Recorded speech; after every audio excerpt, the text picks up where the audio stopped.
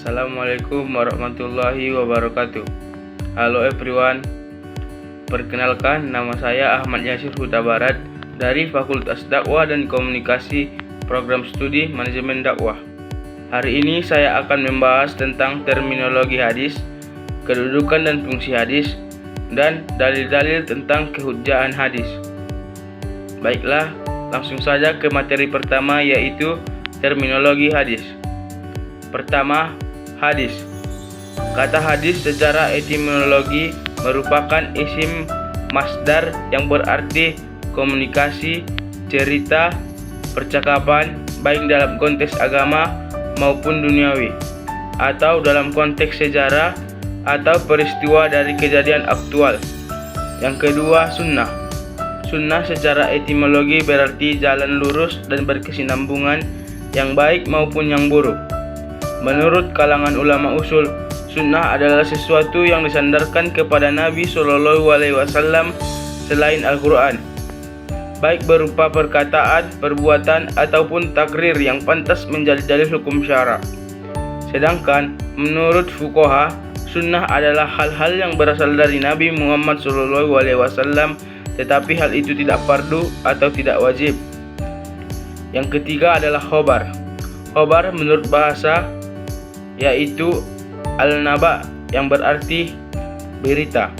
Sedangkan menurut istilah sebagaimana dikemukakan oleh Ibnu Hajar al-Asqalani, khabar adalah hadis-hadis yang termasuk marfu, mauquf, dan maqtu. Hanya fuqaha Khurasan yang sedikit membedakan khobar dan as-sor. Menurut mereka, khobar hanya mauquf, sedangkan as-sor berarti hanya termasuk hadis marfu. Dan yang keempat adalah as-sor. As-sor secara etimologi berarti bakiyat asy-syai', yaitu sisa atau peninggalan sesuatu. Sedangkan pengertian secara terminologi ada dua pendapat. Yang pertama, as-sor adalah sinonim dari hadis, yaitu segala sesuatu yang berasal dari Nabi Muhammad SAW. Dan yang kedua adalah as-sor adalah berbeda dengan hadis. Selanjutnya adalah kedudukan dan fungsi hadis. Pada masa Rasulullah tidak ada sumber hukum selain Alkitab atau Al-Quran dan Al-Sunnah. Di dalam Allah Ta'ala terdapat pokok-pokok yang bersifat umum bagi hukum-hukum syariat, tanpa pemaparan, rincian, keseluruhan, dan pencabangannya, kecuali yang sejalan dengan pokok-pokok yang bersifat umum itu, yang tidak pernah berubah dan bergulirnya waktu dan tidak berkembang lantaran keragaman manusia dan lingkungan dan tradisi masing-masing. Di samping itu, kita juga bisa menemukan dalam ajaran akidah, ibadah, kisah-kisah umat masa lampau, etika umum, dan akhlak.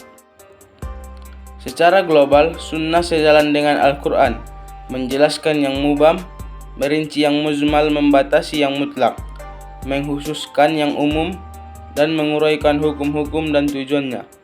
Di samping membawa hukum yang belum dijelaskan secara eksplisit oleh Al-Quran, yang isinya sejalan dengan kaedah-kaedah dan merupakan realisasi dari tujuan dan sasaran.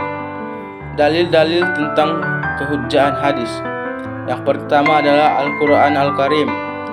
Di dalam Al-Quran terdapat banyak yang menjelaskan tentang keajaiban taat kepada Rasulullah SAW, antara lain firman Allah SWT yang artinya, "Hai orang-orang yang beriman, taatlah Allah dan taatilah Rasulmu dan ulul alwi di antara kamu. Kemudian jika kamu berlalayan pendapat tentang sesuatu, maka kembalilah ia kepada Allah atau Al-Quran dan Rasul atau Sunnah.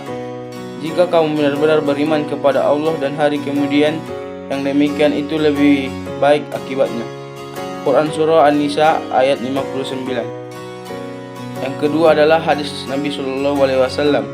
Adapun hadis Nabi SAW yang menjelaskan tentang kehujjaan hadis, yaitu, "Aku tinggalkan kepada kalian dua perkara, kalian tidak akan tersesat selama masih berpegang kepada keduanya, yaitu kitabullah dan sunnahku."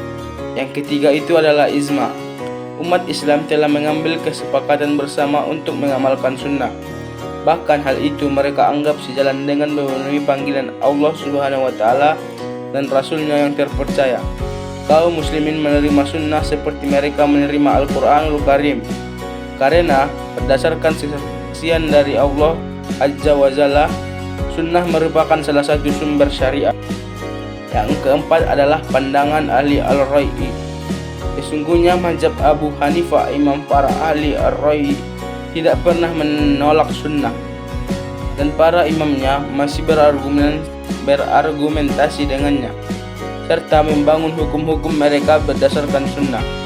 Kebanyakan pemecah masalah-masalah juga didasarkan pada hadis dan riwayat sebagaimana yang dapat kita saksikan pada berbagai buku dan mazhab. Contohnya buku yaitu Al-Hidayah yang ditulis oleh Al-Marghanani. Yang kelima adalah pandangan para fuqaha. Dengan pasti akan kami tegaskan di sini bahwa semua fuqaha kaum muslimin dari berbagai mazhab dan kawasan, baik yang mempunyai mazhab yang masih bertahan yang tinggal namanya saja, yang memilih pengikut maupun tidak, mereka memandang penting mengambil sunnah, menetapkan hukum dengannya, serta merujuk kepadanya apabila ada bagian dari agama Allah yang sudah jelas bagi mereka dan tidak dapat dipertentangkan lagi.